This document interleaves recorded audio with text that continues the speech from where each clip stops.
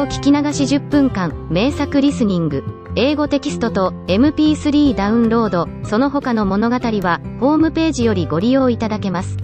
88thpp.com 88thpp.com He wants the lad, said Boz Coges. Good dog. Good dog. I will go over to the lad the first thing at day dawn. For no one but Patrisky knew that Nello had left the hut, and no one but Patrisky divined that Nello had gone to face starvation and misery alone. The mill kitchen was very warm, great logs crackled and flamed on the hearth, neighbors came in for a glass of wine and a slice of the fat goose baking for supper. Alois, gleeful and sure of her playmate back on the morrow, bounded and sang and tossed back her yellow hair. Boz Coges, in the fullness of his heart, smiled on her through moistened eyes, and spoke of the way in which he would befriend her favorite companion. The housemother sat with calm, contented face at the spinning wheel, the cuckoo and the clock chirped mirthful hours. Amidst it all Patrisky was bidden with 1,000 words of welcome to tarry there a cherished guest. But neither peace nor plenty could allure him where Nello was not. When the supper smoked on the board, and the voices were loudest and gladdest, and the Christ child brought choicest gifts to Alois, Patrisky, watching always an occasion, glided out when the door was unlatched by a careless newcomer, and as swiftly as his weak and tired limbs would bear him sped over the snow and the bitter, black night.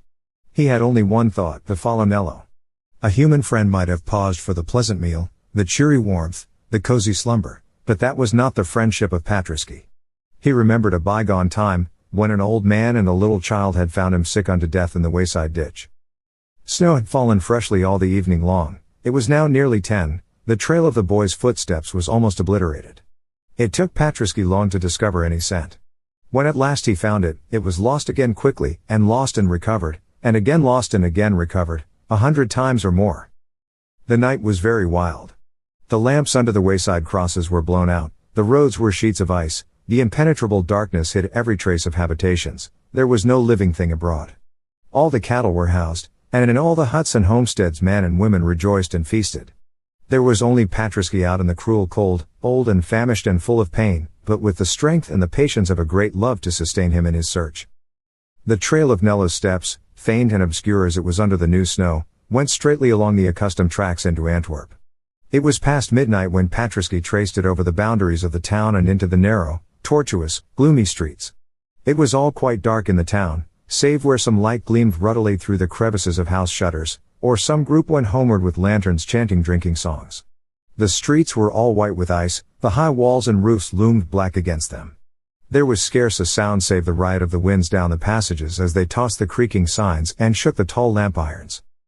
So many passers-by had trodden through and through the snow, so many diverse paths had crossed and recrossed each other, that the dog had a hard task to retain any hold on the track he followed. But he kept on his way, though the cold pierced him to the bone, and the jagged ice cut his feet, and the hunger in his body gnawed like a rat's teeth.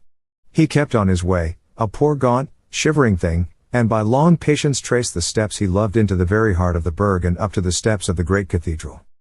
He has gone to the things that he loved, thought Patrisky. He could not understand, but he was full of sorrow and of pity for the art passion that to him was so incomprehensible and yet so sacred. The portals of the cathedral were unclosed after the midnight mass. Some heedlessness in the custodians, too eager to go home and feast or sleep, or too drowsy to know whether they turned the keys aright, had left one of the doors unlocked. By that accident the footfalls Patrisky sought had passed through into the building, leaving the white marks of snow upon the dark stone floor. By that slender white thread, frozen as it fell, he was guided through the intense silence, through the immensity of the vaulted space, guided straight to the gates of the chancel, and, stretched there upon the stones, he found Nello. He crept up and touched the face of the boy. "Didst thou dream that I should be faithless and forsake thee?" "I, a dog?" said that mute caress. The lad raised himself with a low cry and clasped him close. "Let us lie down and die together," he murmured. "Men have no need of us, and we are all alone." In answer, Patrisky crept closer yet, and laid his head upon the young boy's breast. The great tears stood in his brown, sad eyes, not for himself he was happy. They lay close together in the piercing cold. The blasts that blew over the Flemish dikes from the northern seas were like waves of ice, which froze every living thing they touched. The interior of the immense vault of stone in which they were was even more bitterly chilled than the snow-covered plains without. Now and then a bat moved in the shadows, now and then a gleam of light came on the ranks of carven figures. Under the Reubens they lay together quite still, and soothed almost into a dreaming slumber by the numbing narcotic of the cold. Together they dreamed of the old glad days when they had chased each other through the flowering grasses of the summer meadows, or sat hidden in the tall bulrushes by the water's side, watching the boats go seaward in the sun. Suddenly through the darkness a great white radiance streamed through the vastness of the isles. The moon, that was at her height, had broken through the clouds, the snow had ceased to fall, the light reflected from the snow without was clear as the light of dawn. It fell through the arches full upon the two pictures above, from which the boy on his entrance had flung back the veil. The elevation and the descent of the cross were for one instant visible. Nello rose to his feet and stretched his arms to them. The tears of a passionate ecstasy glistened on the paleness of his face. "I have seen them at last," he cried aloud. "Oh God, it is enough." His limbs failed under him, and he sank upon his knees, still gazing upward at the majesty that he adored. For a few brief moments the light illumined the divine visions that had been denied to him so long, light clear and sweet and strong as though it streamed from the throne of heaven. Then suddenly it passed away. Once more a great darkness covered the face of Christ. The arms of the boy drew close again the body of the dog. "We shall see his face, there," he murmured, "and he will not part us, I think." On the morrow, by the chancel of the cathedral, the people of Antwerp found them both. They were both dead. The cold of the night had frozen into stillness alike the young life and the old. When the Christmas morning broke and the priests came to the temple, they saw them lying thus on the stones together. Above the veils were drawn back from the great visions of Rubens, and the fresh rays of the sunrise touched the thorn-crowned head of the Christ. As the day grew on there came an old, hard-featured man who wept as women weep. "I was cruel to the lad," he muttered, "and now I would have made amends, yea, to the half of my substance, and he should have been to me as a son." There came also, as the day grew apace, a painter who had fame in the world, and who was liberal of hand and of spirit. "I seek one who should have had the prize yesterday had worth one," he said to the people, a boy of rare promise and genius. An old woodcutter on a fallen tree at eventide, that was all his theme. But there was greatness for the future in it. "I would fain find him, and take him with me and teach him art." And a little child with curling fair hair, sobbing bitterly as she clung to her father's arm, cried aloud, "Oh, Nello, come. We have all ready for thee.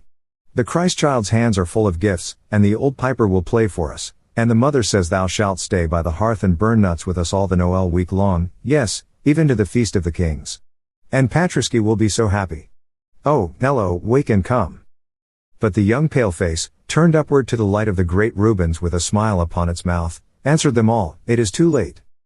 For the sweet, sonorous bells went ringing through the frost, and the sunlight shone upon the plains of snow, and the populace trooped gay and glad through the streets, but Nello and Patriski no more asked charity at their hands. All they needed now Antwerp gave unbidden. Death had been more pitiful to them than longer life would have been. It had taken the one in the loyalty of love, and the other in the innocence of faith, from a world which for love has no recompense and for faith no fulfillment.